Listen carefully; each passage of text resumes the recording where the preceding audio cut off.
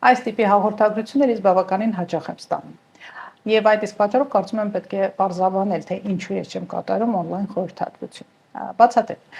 Այն մասնագիտությունները, նեղ մասնագիտությունները, իսկ դա գրեթե բոլորն են բժշկական ոլորտում, երբ պետք է շփումը պացիենտի հետ, պետք է տեսնել պացիենտին, լսել պացիենտին, այսինքն հասակը, քաշը, մազակալման առկայությունը, շատ հարցեր կան։ Եվ կատարել ամենակարևորը, կատարել կլինիկական զննում, այսինքն զննում գինեկոլոգիական աթոռի վրա, կատարել ուլտրաձայնային հետազոտություն, տեսնել, այսինքն գնահատել իրավիճակը իրական,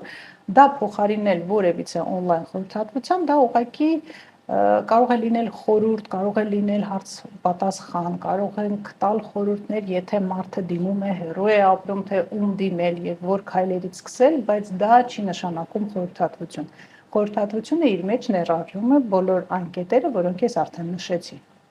Երբ դուք դիմում եք on-line, դա կարող է լինել զրույց, մեկնաբանություն, այսինքն պարզաբանել, եթե այս հետազոտություններ են կատարվել, ինչ հետևանքներ կարող են լինել, երբ դիմել, ում դիմել, զուտ կազմակերպչական եւ մեկնաբանություն, որպեսզի պացիենտը հասկանա ինչ է կատարվում եւ ինչ է պետք անել։